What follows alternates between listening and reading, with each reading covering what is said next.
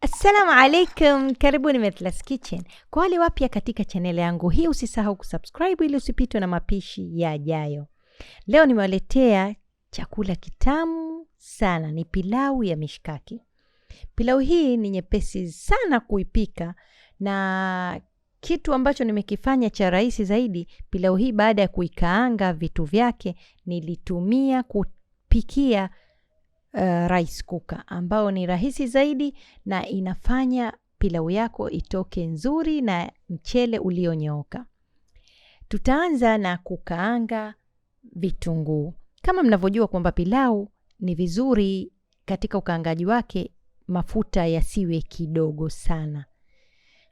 Na uzuri wa pilau unataka vitunguu vingi. Utakapoinyima pilau vitunguu, basi pilau yako haitokuwa na ladha nzuri na haitotoka yenye kuvutia.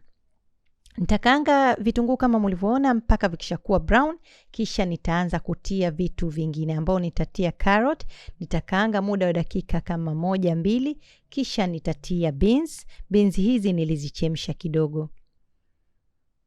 Nitakaanga beans zangu na kuchanganya kidogo ili vitu vishikamane vizuri kama unavyoona, na kisha nitaendelea kutia vitu vya pilau, binzari za pilau. Hapo kuna binzari ya pilau, kuna mdalasini, kuna hiliki, kuna pilipili kavu, vitu vya pilau.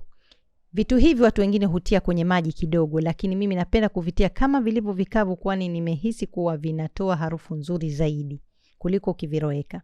Kisha baada ya hapo nitatia viazi. Viazi hivi napenda kuvitia mapema sana ili vipate kukaangika na iwe rahisi zaidi baadaye kuiva kwa haraka. Kisha nitatia curry powder. Curry powder inasaidia kuleta harufu nzuri pia pamoja na vile vitu vya pilau. Nimetia kiasi tu, kijiko kidogo, na uwatu wa unga. Uwatu wa unga napenda sana kutia katika vitu vyangu vyote vyenye kukaangwa roast, kwa sababu inaleta harufu nzuri sana katika vyakula.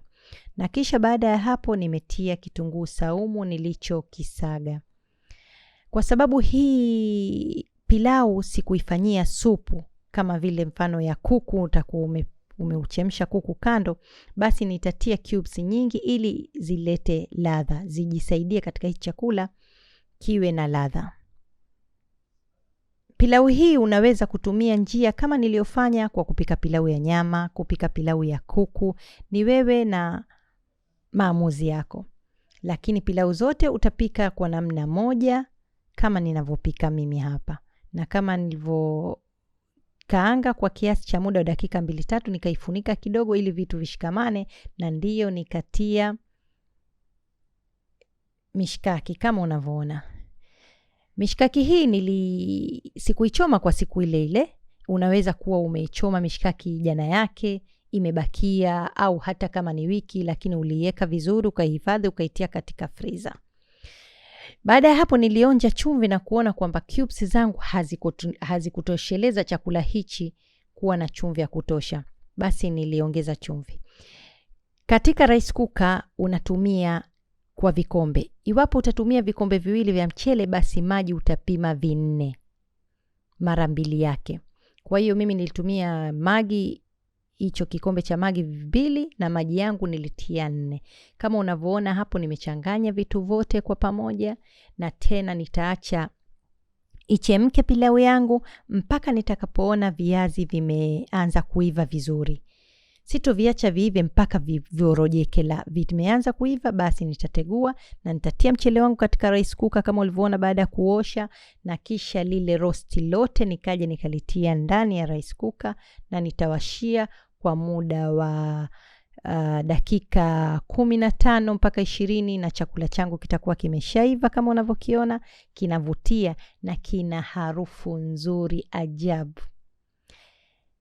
Kama umependa mapishi haya yangu, usisahau kushare na wenzako ili wajifundishe na wao.